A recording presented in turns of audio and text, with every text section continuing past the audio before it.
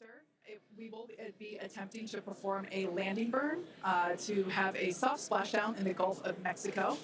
We made some improvements from our Flight 3 learnings, so hopefully that will work and we'll see a successful soft splashdown.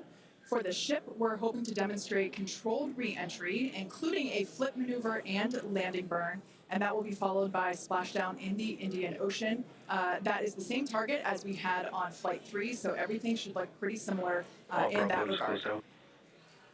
And we just heard the call out there that all prop load is closed out, so at this point, there is like 10 million pounds of propellant on board Starship, which is incredible.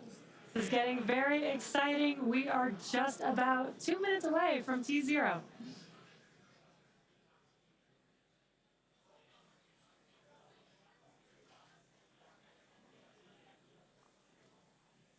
And as Jesse just said, we are under 2 minutes away. So prop load is complete. All the fill drain lines into ship and booster have closed. Right now we're doing the pushback, so clearing out all those ground lines of propellant. And that'll be completed over the next couple of seconds. We're coming up on that T-minus 40 mark. Again, not planning to hold. If we do, or if we get a hold after we pass it, we can snap back to that T-minus 40. And then we can stay there for about 30 minutes or so if any other issues crop up. Once we pass T-minus 40, a lot of things happen, both on the vehicle and the ground. It's running a lot of its own self-checkouts, venting different tanks and pressure lines throughout the vehicle. We essentially built that 40 seconds as that's about how much time it takes for the vehicle to take all of those actions, which is why we hold there. But all of that happens automated. You do a final checkout of the TVC, the thrust vector control, how we're going to steer. And then we see liftoff. So we're under a minute away.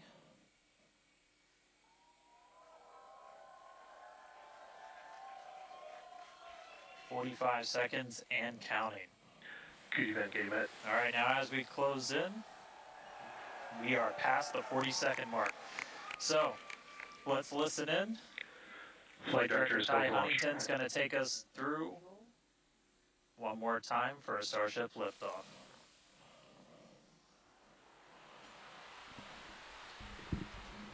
We are ready to go. T-minus 15. T-minus 15.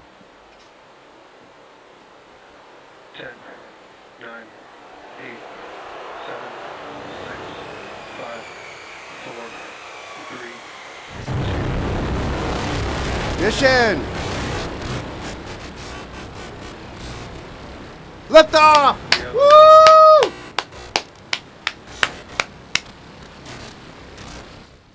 Liftoff of the next iteration of Starship.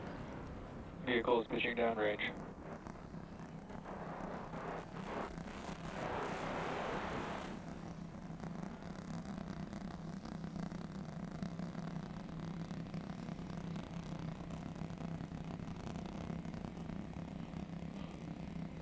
All right, 30 seconds into flight. The rumbles are still building here in the Raptor's nest.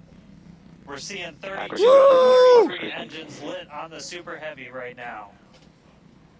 Coming up shortly is going to be max Q and maximum aerodynamic pressure as we go uphill on the vehicle. Looks like they lost one engine on the outside. Max Q. Max Q, 1 minute. All right, we just passed through max Q, so we're going to continue on up. We still have about a minute and 30 seconds until we get to stage separation.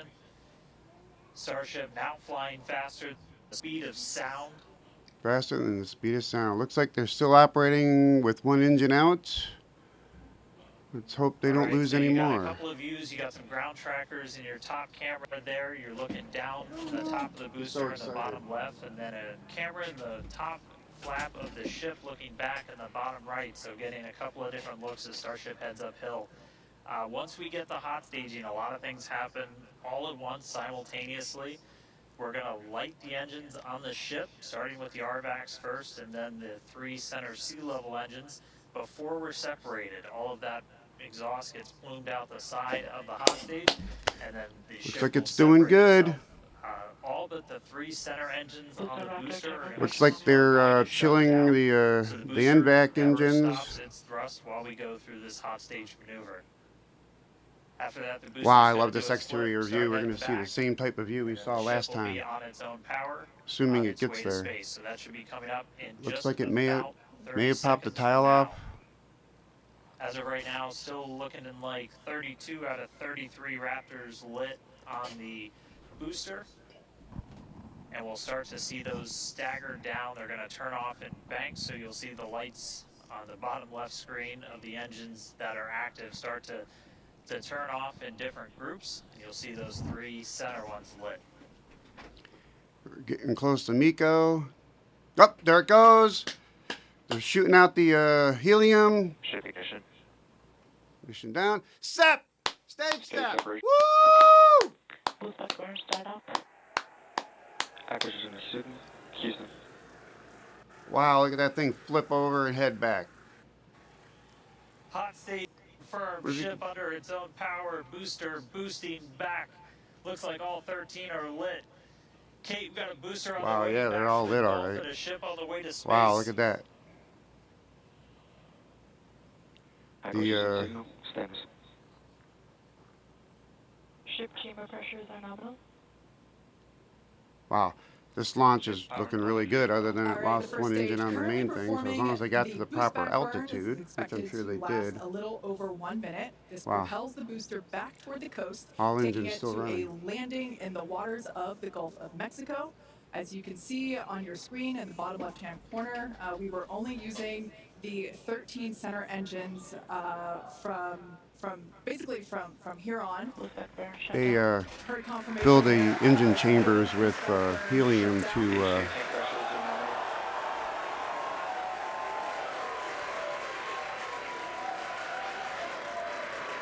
lots of excitement. So right here, what? this is our Did they just view release a of the satellite? Genesis stage. As we mentioned, this is a temporary fix to help reduce the weight of the booster, the super heavy booster. Future iterations will have a lighter weight integrated hot stage structure that won't need to be jettisoned. That's weird. Now, after we jettison that hot stage, the booster will begin to attempt its water landing in the Gulf. In the meantime, the ship will coast for about 40 minutes or so. Wow, we to are an almost altitude 5 of minutes in, and 214 everything is looking kilometers. great. And after its coast phase, it will attempt a controlled reentry, including a flip maneuver and a landing burn, just before splashing down in the Indian Ocean. But as a reminder, we are not Starship attempting. trajectory nominal. Good news there, trajectory is looking good for the ship, which is on the right-hand side of your screen.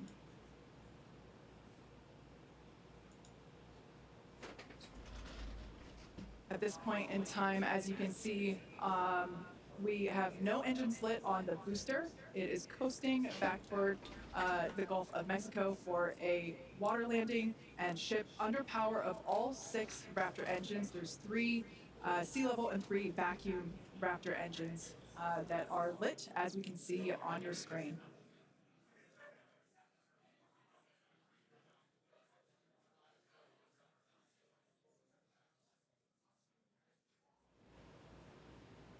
These views have been looking incredible. Oh, we're coming in for a Super water Heavy landing has of the been first stage of performing beautifully the largest today. rocket booster And ever you can built. hear the crowd is very excited about it. As a reminder, Before that, booster, it was primary goal the today Saturn is to V, do which a my father landing burn and a launched splashdown 7 in of them, the water. 7 Saturn And Vs we are and just about 30 3 seconds Saturn away from that 1Bs, landing but burn, expecting to begin. Saturn And 1B an being the incredible cooler looking of view from the two. the forward Certainly not the portion of most the booster. powerful. This is basically on top of the super heavy booster, where we have jettisoned that hot station. Now we can see this incredible view. I don't know what I'm of looking Earth at, as but it's that making looks its really way back cool. down to the Gulf of Mexico. Right now, the booster is using the 4 hypersonic grid fins to guide Top of the itself booster, through I guess. atmospheric re-entry. I don't even understand what I'm We seeing. are expecting that landing burn here. Oh, we're looking upwards? Wow, we're got an upward looking camera, and that's our smoke trail. So we got an upward-looking camera, We will two be upward-looking excited, cameras, and one igniting downward. 13 engines, and this is a Okay, great view on your we're left-hand side. oh, Is a they are view- coming is in three too views from the fast. booster and your I don't right-hand side understand. view That from thing the looks like ship. it's about ready to rip And you can off. see those grid fins on your left-hand screen rotating and turning. Oh, like you see, Guiding they got the engines booster lit. landing room. Most of them lit. It's still gonna hit the ocean hard, I think. Oh wow, no? Oh wow, that is a controlled land. Wow, wow, woo! Wow, that looks. It's standing on the ocean. How can you have a rocket stand on the ocean?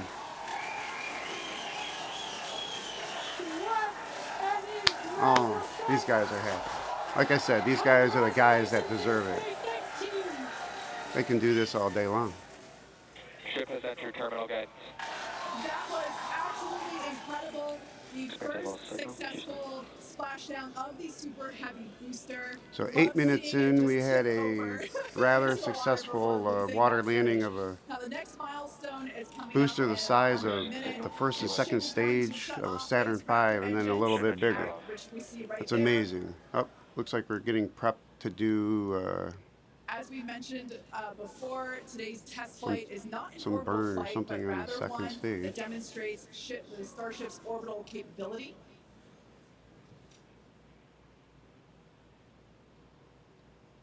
So right now, we are under power with just the 3 center Raptor engines. Expecting those and Okay, now it looks like it's doing a spin of sorts, probably for a retro burn. Ship FDS is safe. Is that what I'm seeing? What an Nominal incredible. orbit insertion. Yeah, it looks like they're We were doing like a hoping to slow hear rotate. Amazing views once again from Starship. We have our space, these live views being Can't brought wait to us see the by re-entry footage of Starlink, which this. is on board the ship. Last time Dan, was what extremely an beautiful and incredible unexpected, view and we I have think it once was again. for So excited we the got another ship in employees space. too. They really got to enjoy seeing the outside view of a vehicle re-entering the atmosphere, which I don't think really has ever been recorded. Was going absolutely insane when we saw the booster hit the water. I mean, wow. Congrats to everybody that's just been putting in insane amounts of hours and everything to make this thing a reality. And I feel like every single time we do one of these, we're seeing something wildly new. We got to see the hot stage jettison and the booster in the water. But just to recap real quick over everything that's happened. So we lifted off at 7:50 a.m.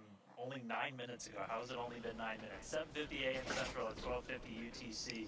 Oop, there goes a tile. 33 Raptor engines on Super Heavy. Alien Space will be happy. She'll find that floating on a beach in Florida or something.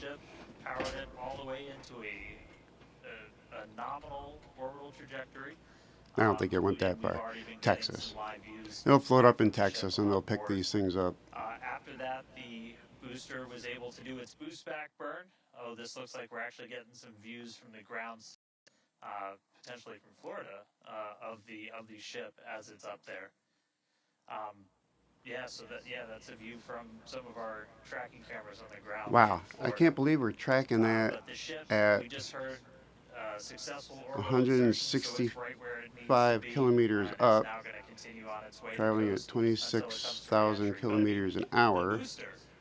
It must be a very clear day. I mean, look at the cloud, like how fast we're traveling over the clouds, and they're still tracking this camera.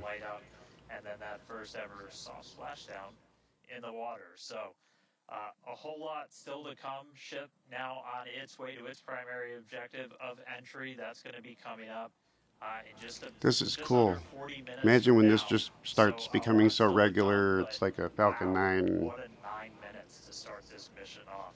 So can't wait to see what entry's going to show us. But that launch was incredible. Back over to you, Jesse and Kate. The entire phase during those launches for the next 10 years, there's going to be like development for sure, you know, improving better and better and better versions, which is the best way to do engineering if you can afford it and make it each iterative process cheap enough like Elon has made. It has been nonstop since liftoff. I mean, I don't have like an With the endless booster amount of having confidence its in job this for the particular day. design, but I do know that his process Break is probably the for best in about the next world 28 minutes, and we'll of return while the testing take a out break while the ship concepts, is improving them, continuing keep to coast improving them. before re-entry. Exactly. As with Flight You know, 3, we may Starlink have may enable us a to talk Starship with the totally ship covered through in tiles re-entry by the time with it's no done, communication blackout. We or are still testing Starlink during this phase of flight, so of course some other nothing design. is certain. However, if we do have views, we will be sure to bring those to you live. Views such as the one My doubts in the what? viability of the Because I craft said- surviving really are around we will the try to thermal bring those to system life. and how that Exactly. interacts with the Views or no atmosphere coming views, in, we'll see you back and the here bad at things that 2 + could 40 happen minutes during for coverage of reentry. Starship's You know, like if re-entry, you got into a flight maneuver, momentary landing spin burn, and your and splashdown.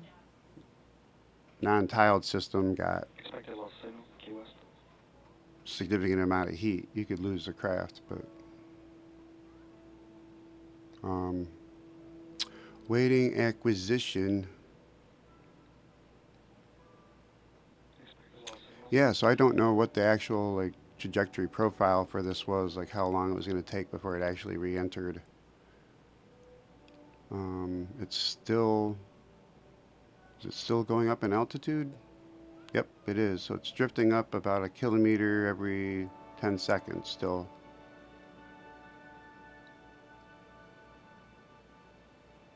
So it must be getting at apogee real soon here. I don't know when they're going to do a retro burn.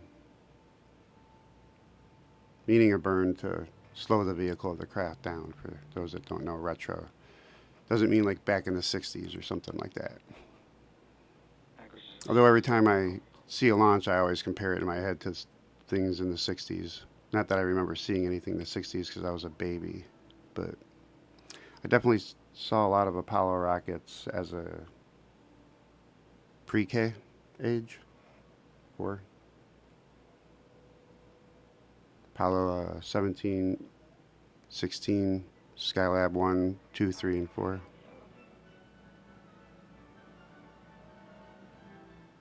It's kind of like that movie, I think it's on Netflix, Apollo 10 and a half, I think it's called. Yeah, it was like my life was kind of like that. But in Cocoa Beach and Cape Canaveral, and you know, growing up as a kid is very strange when your father is a Apollo Skylab launch controller.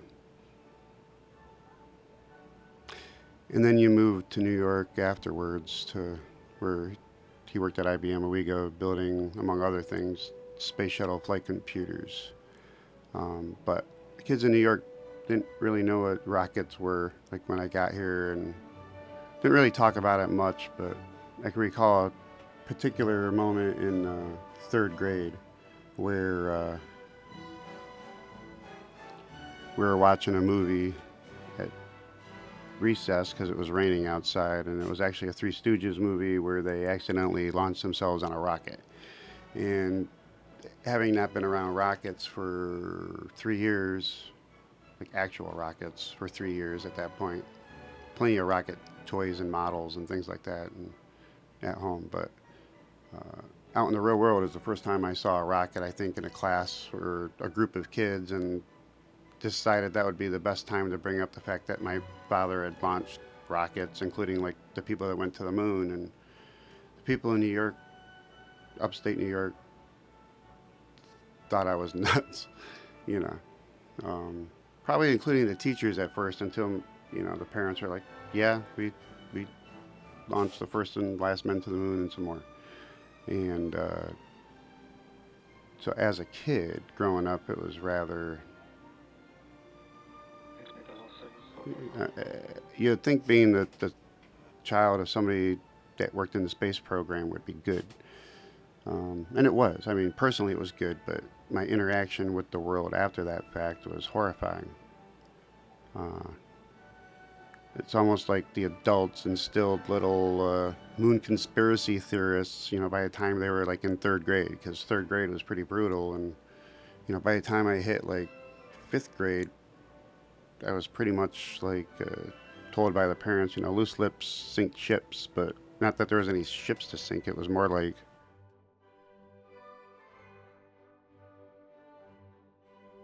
you know, if you tell people extraordinary stuff, they're not going to believe it, because humans tend not to believe extraordinary stuff without extraordinary evidence. But, I mean, I don't know. Watch that and Apollo 11, the film by Douglas. I can't think of his full name. It'll come to me. The CNN film Apollo 11. It's really good. Nice documentary. My father shows up in it. I think it's like about 7 minutes into the film. They cut to a scene in Firing Room 1, which is what this is named after, the location where our father launched the first and last people to the moon. And well, it was actually built to fulfill one of his requests of educating people, you know, in the realities of the world, because sadly, most of you do not live in reality. You live in a world where a religious man, a priest, who thought he was a scientist, decided to fit the entire world into a tiny little pinhead. And from that day forward, you know, when this man says God said, "Let there be light," you know, there was a big explosion, a big bang, a big light from which everything emerged from. And this man, you know, decided to convince everybody in physics that the universe was expanding out of a singularity created by God. To which most of you are like, well, that sounds ridiculous. And I'm like, well, then why do you believe in the Big Bang? Because it's ridiculous. The Big Bang never happened. If you believe in the Big Bang, you've pretty much joined a cult. Not a scientist, but the cult of a man trying to unify science and religion by making the first words of Genesis science. Which is wrong, because Genesis is a story from about 3,000 to 4,000 years ago that takes place in West Africa.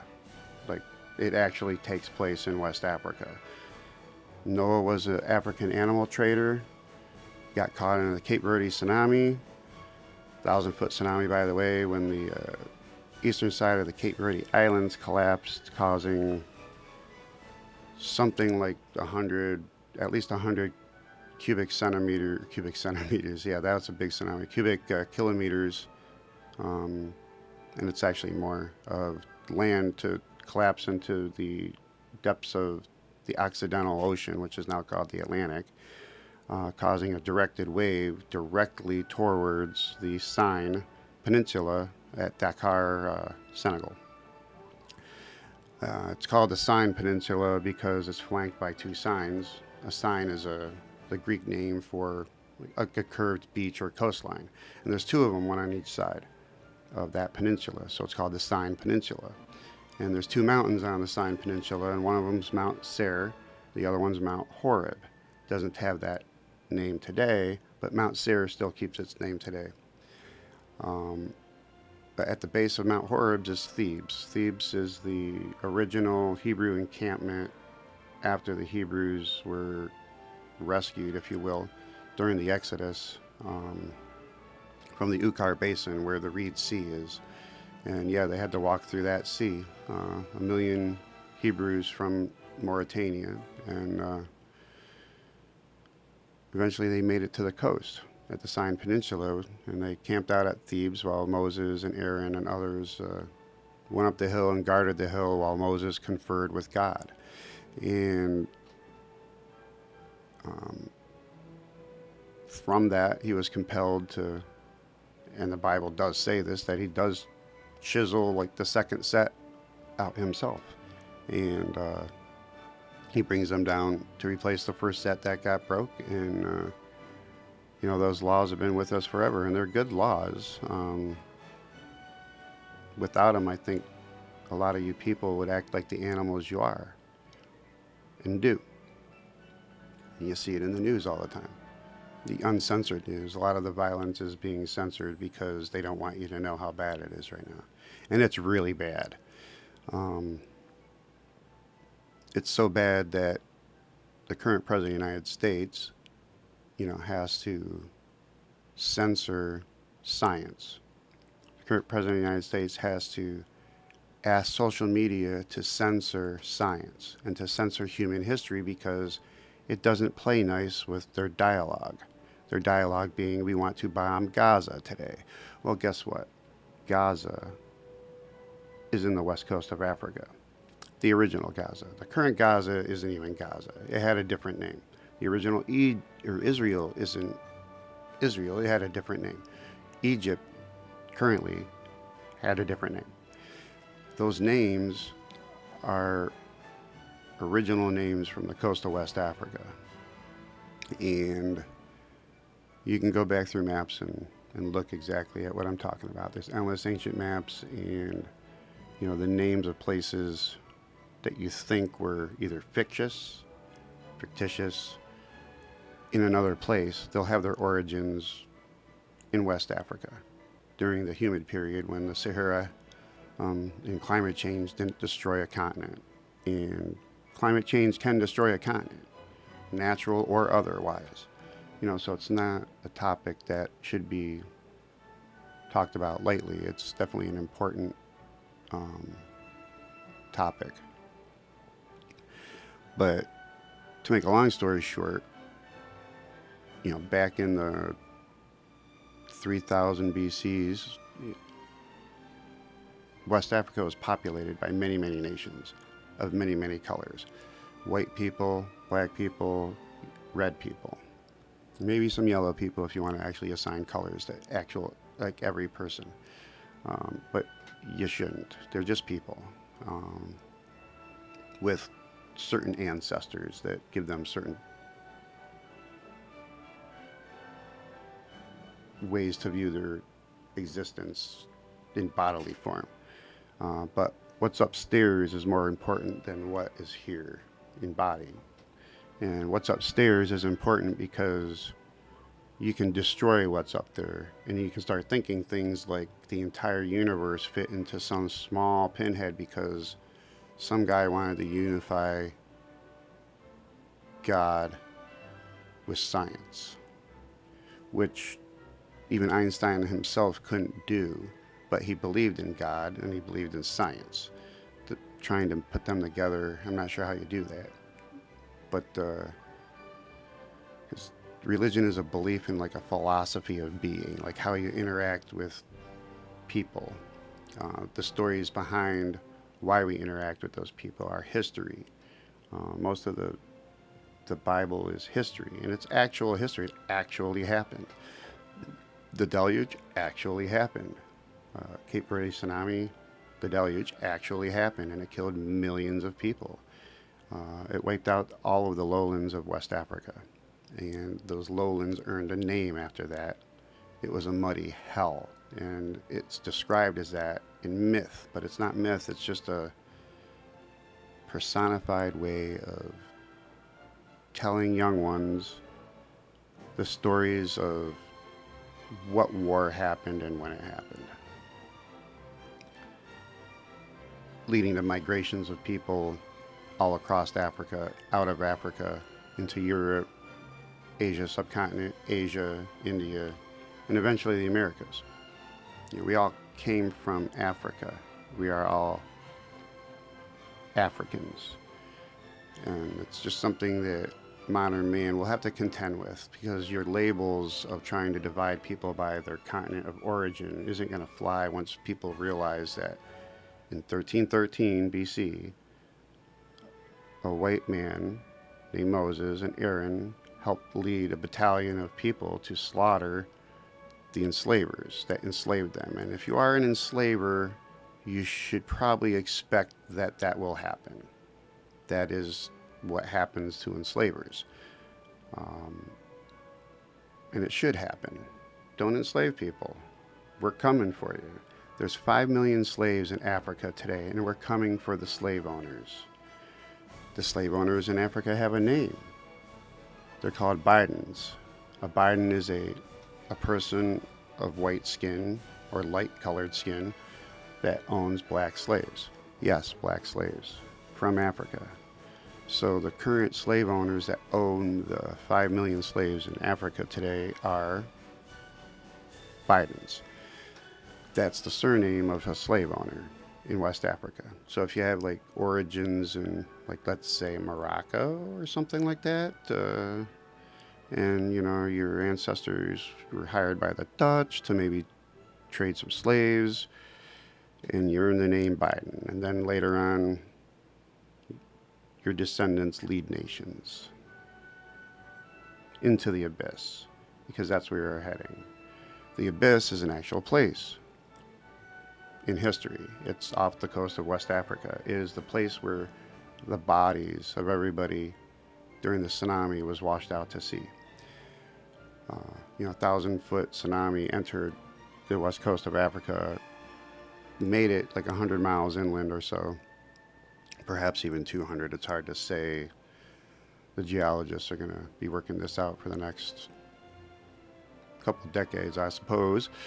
And but the core samples of Mauritania will show multiple tsunami incursions, as these island chains cause multiple tsunamis. In fact, there were so many tsunamis happening at that time that the Hebrews of West Africa decided to build their city up the only mountain on the coast that they could, in the Lion Mountains in Sierra Leone. And Sierra is related to the Seer peoples from Dakar. And they lived all over this region. The Leon part means lion, but it's also related to the word Ilion, I-L-I-O-N, which is Greek for a place that was once called Troy, or Trog. Troy is actually a real place, but it's not in Turkey. It's in the west coast of Africa, recorded in Greek geography books. The Greeks were really good. They kept an index of every known place on Earth at the time, and one of those places was Hades, hell, from Greek myth, from Norse myth, from Hebrew myth. But it's not myth, it's actual history. And when John of Patmos was, good old John, when John was exiled onto an island, he decided to write Revelations. And as he was envisioning or receiving visions of the end of the world, he wrote down what he saw, and he wanted to try to bring as much meaning to what he saw as possible. Well, he knew that the beast, Satan, lived in Hades, or nearby Hades, hell. Well, hell is an actual place, like I just said, where the tsunami killed a lot of people on the west coast of Africa. All these places on the coast of Africa had indexed names, and some of those names eventually get reassigned to Turkey and Greece and Italy as the people migrate out of Africa to those locations during the like 1000 to 3000 BC time frame. The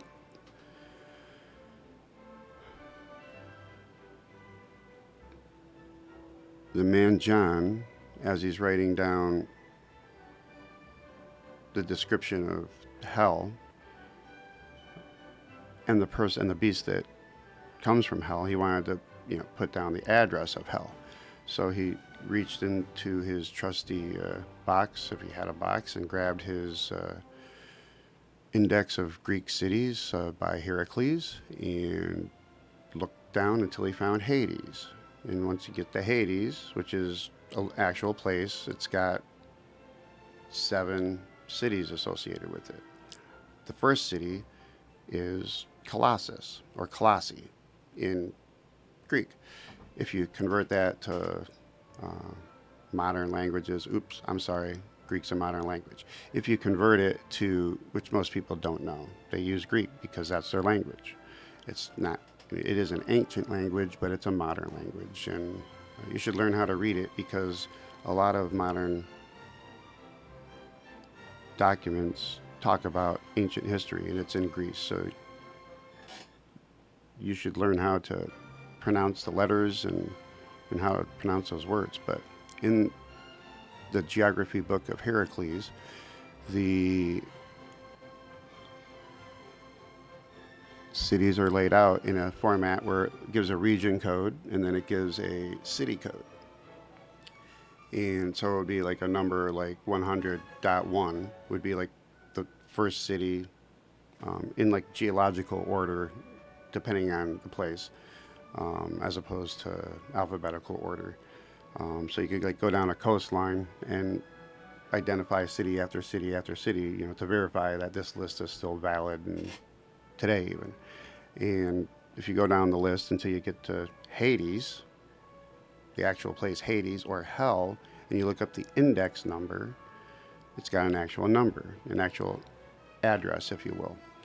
And the name of the city for that is Kolassai, as in Colossus. Colossus is another name for Hades, but it's actually just a city in Hades. And the city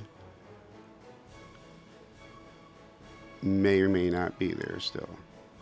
There's remnants of it still there because these names still hold up today. If you go to West Africa and convert these names from Portuguese names or West African, like Hausi, or you know, other variants of West African names into like Portuguese, Latin, Greek, even northern languages like Polish and Danish and Irish, you can get words that you know today, but they have very Hebrew meanings in Africa. That's where their origins of a lot of root words are, is Africa.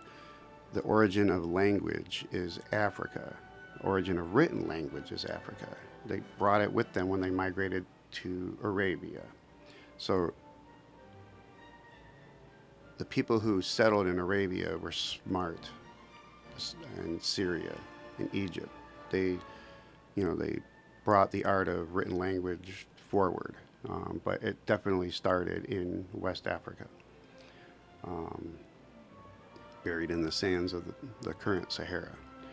And anyway, the address of Hades, the region number, is one you're very familiar with, and John of Patmos decided to be funny, if you will, when he wrote it and said, you know, the beast or Satan, which is a name in Hebrew for reef, a reef just above the abyss where the bodies were all washed to. And Satan, the reef, is the beast that came out of the water and dragged the people to the abyss. So Satan, in their minds, the abyss, or the shoals of West Africa, is the Sheols, or the Sheol. So the place where the bodies were all dragged to after the deluge went to the Sheol, or went to the shoals, and so Sheol became the word for hell in the Hebrew language. The Abyssinians used the word abyss. So the Abyssinians are people who survived the abyss. They did not get dragged into the abyss, and then they migrated to Egypt to build some of the first temples based on dimensions that match, for those that know this, match the descriptions of Plato's temples. In the capital city that he liked to call it Atlantis, but the Egyptians originally called it Osiris because it is the eye of the Eye of Horus. Eye of Horus being what we call the Eye of Sahara, but what the people in Mauritania today call the Eye of Odin. And it's been called the Eye of Odin ever since the Bozarbic War, the Passover War, Ragnarok, whatever you want to call it, where the Norse nations, the Germanic nations of West Africa, combined with the Israelis and other forces, attacked the slave masters of the Eye. The evil eye, the Ain Hara. The Ain Hara is the Eye of Sahara. And the core of the Eye Hara is the Osiris. the 900 square mile lake with an iron or circular shaped islands that look like an iris. So they worshiped this place and gave it godlike descriptions in their myths. And we live with those myths today as myths as opposed to actual history, but once you realize that it is history and you literally can find where that happened on maps today. The internet is great. Your job from here forward is not listening to me. You can. I'm going to tell quite a bit of stuff over the next year, assuming the forces in power stop censoring me and my family. When you know too much, you're powerful. And when the people that are in control find out, they want to control you. And they've been censoring our family from talking about our family's history in our knowledge base, you know, that over decades has been acquired, starting with the Apollo missions and our father's relationship with Wernher von Braun. In fact, during the launch of Apollo 11, like about an hour after that, my father is one of the few people that got his launch vehicle operations manual cover signed by Wernher von Braun. And Wernher von Braun signed his name in the John F. Kennedy Space Center box right next to his name. They were good friends. Wernher told John almost everything he knew. And one of those things was the history of West Africa, where Apollo himself used to live. They built they built a temple to Apollo at the tip of the Eye of Sahara. Back then it was called either the Eye of Odin or the Eye of Horus, depending on who was ruling Mauritania at that point in time. The temple is built on the mountains at the tip. Those mountains at the tip correspond to the snake's head in the Eye of Horus. So if you lay the Eye of Horus down on planet Earth and you line the eye up just right with the Eye of Sahara, or Eye of Odin, or Eye of Horus on Earth, everything else will line up. The rivers will line up, the land masses will line up, the fields to the north, called Daphne, some people call them Elysian, depending on who you were, are actually in the Eye of Horus. That brown section above the eye, it looks like an eyebrow. It's not an eyebrow, it's the fields just above the Eye of Sahara, back when this was a humid place. Not a rainforest, but a Sahara, a very fertile Sahara, very moist and fertile, and had a lot of orchards, and they produced all of the fruits and vegetables of the world at that point in time, and it was the center of trade. They traded African animals. Noah himself was an African animal trader that got caught up in the tsunami, and he is a real person, and Noah's Ark is a real thing, and it was just the boat he was using with his animals on it to take to the Mediterranean to sell to people that took him to the Far East. I mean, how do you think so many elephants and tigers got to India thousands of years ago?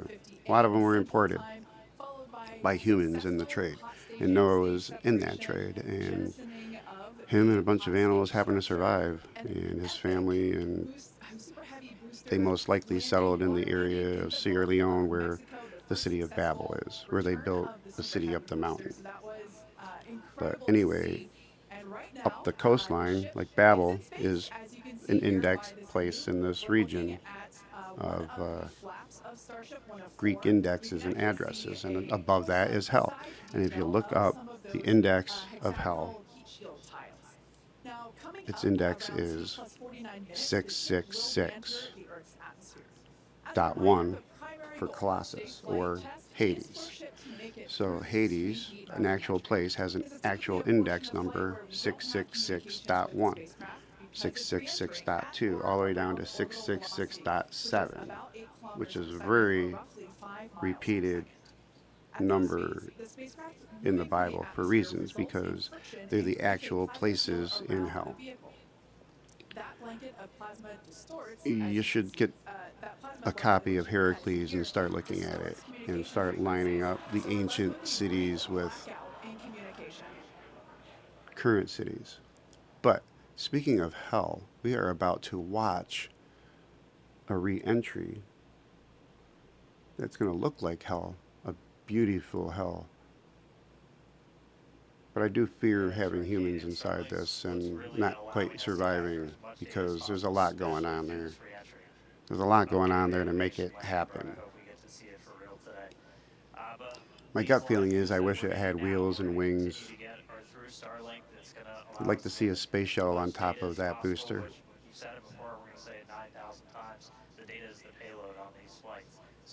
We never would have lost the space shuttle had the space shuttle been mounted on top of its booster. The engine configuration obviously would be different, but as a second stage engine, not as a primary stage engine. So I would encourage Elon to, as plan B, or just another plan, is to have some of your guys start drawing up a version of this with wheels and not necessarily fixed wings, but wings that you can glide down into a runway with. Make me feel better. But you don't need to make me feel better. So huge shout out to the AVI and the software teams and everybody that's been working with us. We're getting more cameras on Starship, not just because it looks cool, but this provides an incredible insight into reentry, which is, historically a really tough window to the physics of reentry are insanely intense. One of my favorite NASA astronauts, Victor Glover, recently described it as with the forces and the flows and the temperatures, it's like pointing at a raging river in one spot and saying, tell me exactly what's happening right there.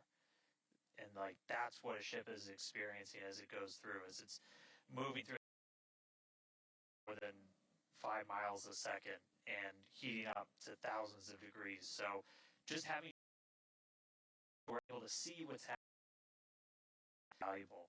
So these views are going to be through Starlink. We've got this one. This is in one of the forward flaps looking back. So if you see it rotating around, that's because, again, it's embedded in one of those forward flaps. So as we get through and we start to build up density in the atmosphere,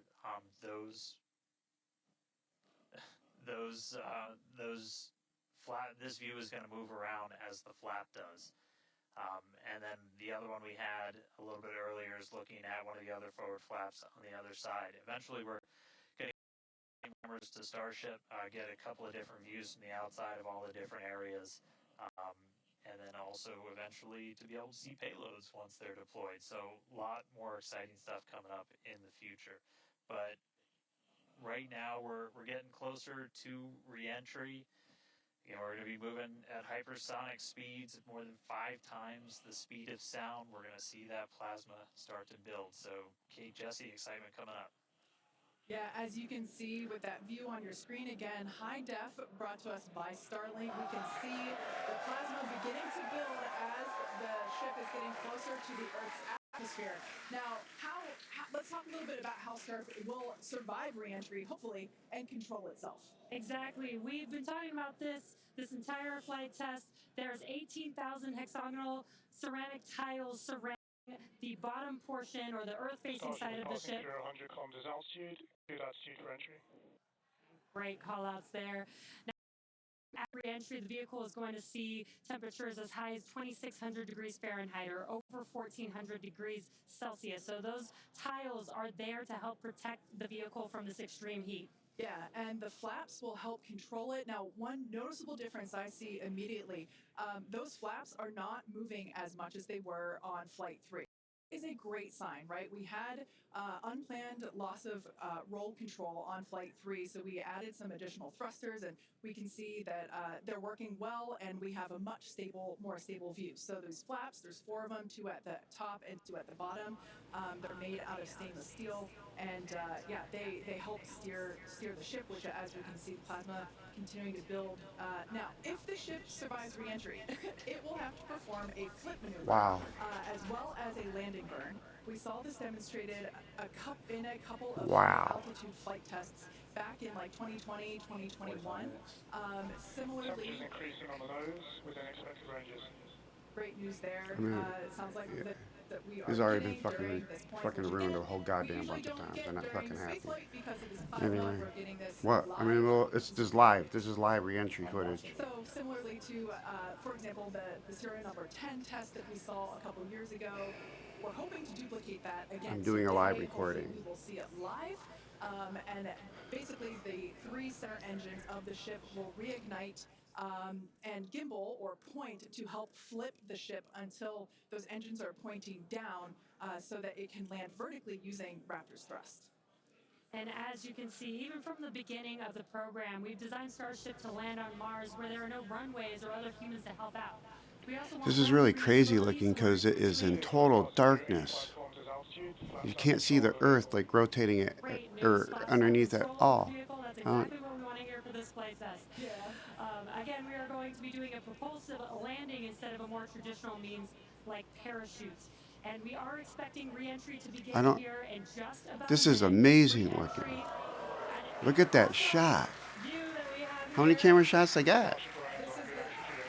This is the same view that we had when we first returned from the coast phase. Again, this is looking. You know, I love color gradients. Color gradients are my thing. I love. I got like color gradients all over the place. This is some of the best color gradient, natural color gradient stuff I have seen. 78 kilometers. We are getting down to yeah, so we're about 1 kilometer every 10 seconds. And that flip maneuver should occur around about 10 minutes before splashdown. And such incredible views that we're getting. I mean, if hell is pretty like this, I wouldn't mind looking at it, but the idea of looking straight into hell, something that many of us are going to do over the next 3 years, at least for a couple seconds, until you can't see anymore. But there's going to be a lot of color gradients in the sky in the next 3 years. Not the good kind. So once again, this view is Just ask everybody that works for Putin that's preparing to launch nuclear weapons the exterior of Starship. It is into traveling, Eastern as Europe. You can see on your screen, you can look in the bottom right-hand corner and see how fast it's going. Not before demonstrating a detonation in Leo, which was the whole goal, is to like destroy Starlinks. Which is great. It shows that the iteration Putin Starship is now in expected peak heating region. plans to destroy Starlinks Great news there, with a telling us nuclear that weapon in this is space basically the hottest point, over Europe that for all to Starship see could his get, power and what he's during willing to its do reentry. Now, if he doesn't get his way. is working with the atmosphere for some like free breaking. A living hell on Earth. Hell's going to have a new address.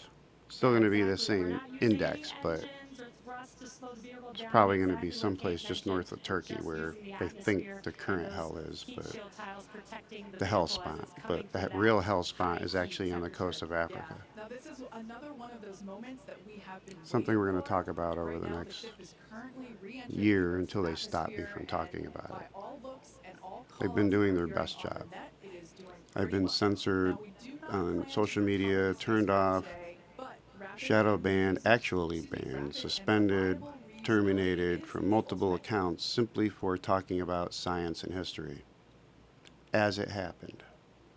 Because the people in power apparently don't want you to know. I can't tell what their motives are. I think they're mostly racist. The stories about West Africa, about Moses being married to a West African woman and Abraham being married to a West African woman and having West African children has been redacted, deleted, censored by racists in the federal government since the 1960s, when Werner told everybody about the fact that they knew the original Israel is also in West Africa, just south of hell, Hades. That is great news.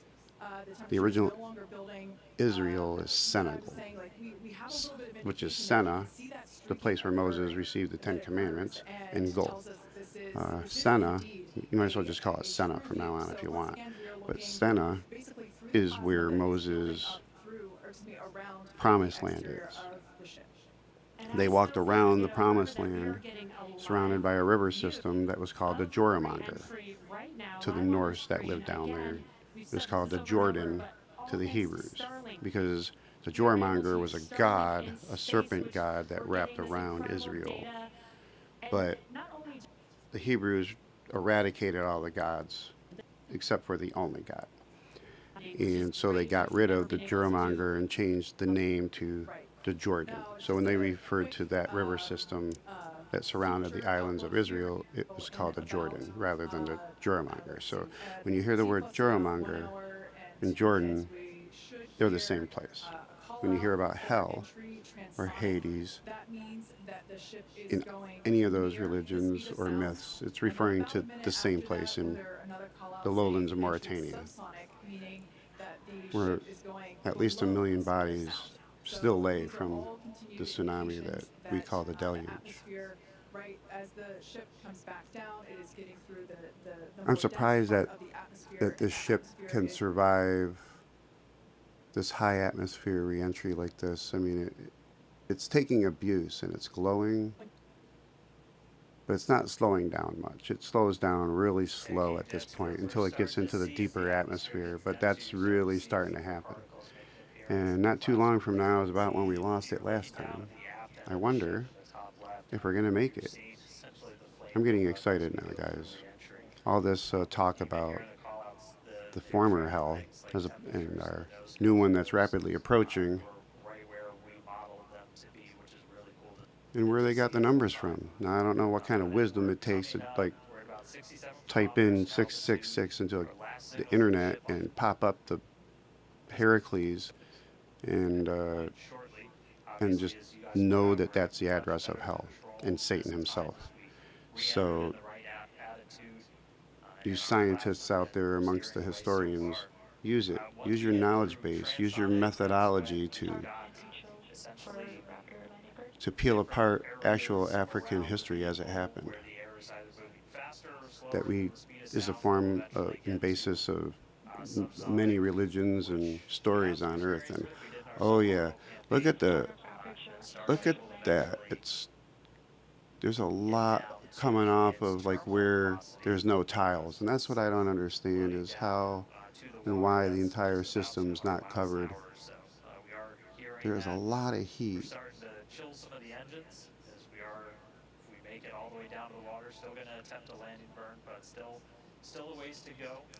I get a feeling like the stainless is going to start to glow as well, and that would be bad. But wow, this is crazy. I can't believe that we've been seeing this steady of a flight. I mean, it doesn't even look real. It doesn't look real. You know it doesn't look real. But it is real. This is as real as it gets. Wow. Wow. That is beautiful. That is beautiful. I'm not sure. It looks like I don't know which element is ablating away there that's causing the green. Usually it's like copper, but I don't know what they have in the heat shield. Starship remains on a good anti-trajectory. 60 kilometers left. I think we're about 5 minutes from. This is crazy.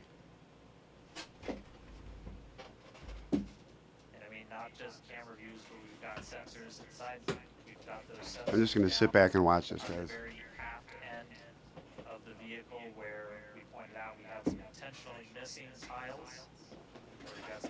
Looking at just how hot it's getting around there. We intentionally put those in essentially the least critical part of the heat shield, where the ablation is an important part. The ablation actually carries the heat away, and very similar to the ablation that happens with photons as they traverse the vacuum. When photons traverse the vacuum, they also ablate away EM fields due to dynamic forces in the quantum level field. And that ablation leads to momentum loss or cosmic redshift. Yeah, I just said cosmic redshift is due to Hawking evaporation or Hawking ablation of EM fields off the surface of photons. And a photon will fully evaporate in like 50 billion years, like a high energy photon. Other ones evaporate in less amount of time. And the CMBR is basically like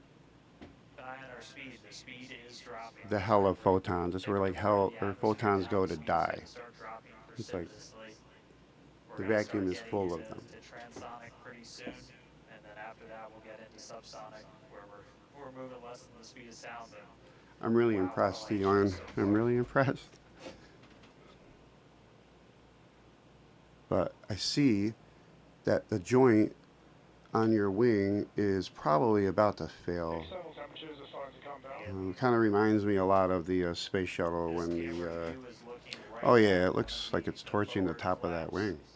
Kind of reminds me of Space Shuttle Challenger when the fire shooting out of the really bad boosters. Oh, it's falling apart hard. We are about to have wing failure. I called it. Oh, a little? It's going to be more than a little. Yeah. This is why you're going to lose your craft every time, Elon. Please put like real wings and landing gear on these things. It's not going to work. Oh, man. It's not wild, it's sad. It is about, we are seconds from imminent failure. This is messed up. I don't see how this makes it. There it goes! The wing's moving! Oh no!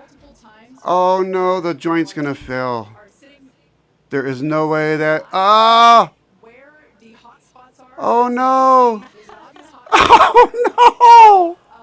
And learning how we can improve this design. The goal was to get as far through this high heat reentry. I'm still impressed it's still holding on.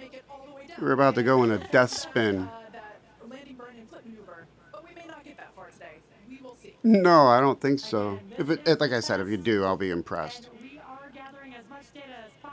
It is slowing down. I mean, it is slowing down, so... We are getting a lot of debris covering the camera on your screen, but we can still see some of those sparks and flames from that high heat as I mean, it's not really decreasing in altitude much. The good news is we still got, looks like that camera lens just cracked. It's safe to say the ship's getting a little beat up, but that's to be expected on a test The fact that it's still kicking back images is amazing. Still not in a death spin. I'm honestly impressed that we're still getting this live. Yeah, I would. How much debris is coming off of this. If I were you, I would like make something like a shuttle. I know you're gonna lose your weight. And I may have jinxed it. I apologize. You know, yeah, it's still going. It's still going. SpaceX are excited, as you can tell by the cheering behind us. There's still a sizable crowd here at Mission. This is the blurriest vision ever cheered and clapped at in the history of mankind. Just about 4 minutes from now. Wow. We're still moving. We still have live views. Starlink is doing incredible job. Maxed up on energy dynamic pressure. External temperatures are dropping. Okay, good news. It may make it down. Are dropping. The question is, how much the ship is left? We can't really tell. Temperature is dropping. Some of that particulate coming off, and unfortunately, we do have a cracked camera lens. But for it's gonna be Starship's new theme song. It's getting hot in here. Let's shed some of our tiles. I got to shed some tiles. It's getting hot outside here. Really great news for us. Yeah, I did that. To be slowing down before it splashes down into the ocean. That will help set us up for that. Man, at least I didn't have to say like if it survived or something silly like that, that I would eat my hat. Like who would do that? Who would eat their hat? Like if something did or didn't happen. I wouldn't know anybody that would eat their hat. We have through that cracked and Hey, did you know New Zealand is like one of the prettiest yeah, places so on we're Earth? hoping that this flip Yeah. maneuver, that They launch we rockets get too. those views back. If we can get them, if the ship is still around, we will bring it Vehicle back has to you. passed maximum dynamic pressure. Maximum That is dynamic great pressure. news. Maximum dynamic pressure being the moment in which the vehicle experiences the greatest Yeah, so amount they of, could have lost the wing. aerodynamic pressure. I mean, that would be the Speed point in still time to dropping. happen. We're now at 30 Similar to the, kilometers like above during the ocean. ascent stage when you have maximum dynamic pressure. Just like flight It's 3, basically we're what they targeting, pass through, but on the reverse side of splashdown in that. water in the Indian Ocean. And we may not see, We after don't know waiting about all you that right now, time, but we were because probably we're not still going to see getting splashdown. data and telemetry, that But- does tell us that ship is But that's still okay. doing okay at least. At least it's okay. Oh, We wow. got that live view back. Wow. The crowd very excited to This- see that view, despite not being able to see very much. The new world record for blurriest vision that people were cheering to. Yes, and collecting data. Looks like a picture from like Hubble or James Webb Space Telescope. Yes, now 30 kilometers. It's like it just keeps going and going and going. You know why? Because the universe just keeps going and going and going. It's not this little like shell you guys put it in. There wasn't like a expanding shell. Some man didn't say, "Hey, Hubble, I have this idea that your cosmic redshift due to Hawking evaporation, which you didn't understand yet because Hawking was not even born or maybe a baby. He was probably a baby. But, you know, and Hawking baby and Hubble didn't talk. So had that had happened, Hubble would have been, well, it's obvious that photons lose momentum due to a process of decay, like Hawking evaporation, and that's exactly how it happened. That deceleration is looking And that ablation makes it lose momentum, kind of like the ablation of these tiles make, in the heat, make it lose momentum. So it can slow down and land on the ocean in a couple of seconds. Oh man, it's still... So yeah, they're definitely, as long as the trajectory is good, they're going to do a flip. They're going to do the flip. If it can flip. Oh, it's definitely lit up. What's it doing? This is a nail biter. Yeah, it's a nail biter. This is great.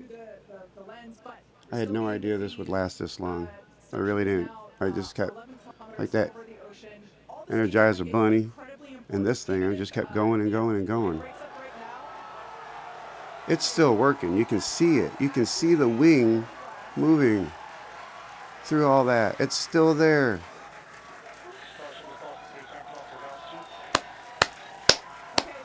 Come on. I want to see it land in the ocean nice and slow. 6 kilometers. 5 kilometers. Angle so that the ship flips itself back up vertical and hopefully lands in a vertical position. The crowd is very excited to get this view of that flap still maneuvering. Stainless steel, good choice. The DeLorean of spacecrafts. Oh, that got interestingly colored. Getting very close to splashdown. These fireflies are such a good sign of life right now. We wish we could see more, but we'll take Where's it. the flip? Kilometer. Come on. Flip. Flip. Flip. Flip. 0 kilometers. Startup for Starship. All right, good news there. Ignition. Wow, look at the wing.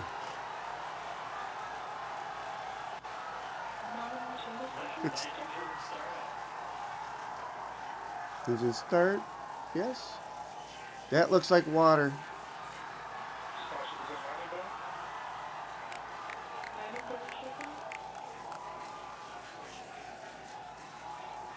Nice. Shutdown was commanded.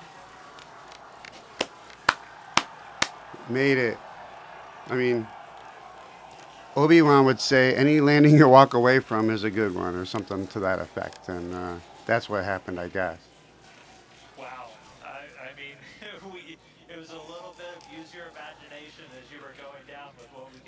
see, but we were able to hear the ship did its landing burn. It sounded like Starship we landing might burn have got shut 2 engines. There's the final call for landing burn shutdown, but we'll go back through all the data. But Landing shutdown. That's cool. That a landing burn took place. Starship. Wow, so they had 2 rockets And did its first ever landing land nice and slow on top of the ocean. And Elon's happy. Wow, he's excited. You need to fix those wings, Elon. What a day, guys. Yeah. It's not a good idea. That was absolutely Those flexible wings, you're going to lose that joint on a mission. We got views pretty much It's statistics. way down. Analysis said Use first principles. You have no evidence Starlink powered through. that that joint is going to survive. You don't know that. And you're supposed to build on top of the things you know. We were able to see it, so I mean, what a day. You're going to get more and more failures like that, and eventually it's going to be a big fail. Here in Starbase. But the concept's really awesome, and it looks beautiful, and it worked. It's not that it didn't work, it's that it's the Murphy's Law thing. Statistically, eventually it's going to fail. And that's what happened with the pieces in the space shuttle. Statistically, if there was a thing that was going to fail, it's going to fail. Apollo 1. Statistically, if there's something that was going to fail, it was going to fail. At some point. You know, it just depends on when, you know, which unlucky crew and passengers are going to be the ones on board when it happens. So I still, not to deflate from the success, it was an awesome success, is you need to design this thing safer. Not just how can I get the most payload into space for the least amount of money, but how do I get a vehicle to space and back again with no losses of pieces other than the ones planned through ablation. That should be the goal. Eventually you'll get to it. This is a worthwhile approach because you have the lightest weight vehicle for this size. And I'm hungry. For marshmallows. Or just to make torches. Yeah, we'll make. Oh, that is so cool. That is so cool. That's probably what it looks like. Wonder when the pieces wash up outside India or wherever they're going to wash up at. If they look that cooked. That'd be cool to see that wing just kind of float up somewhere. Anyway, I'm going to get going because I have the next video to work on, which you guys are going to want to come back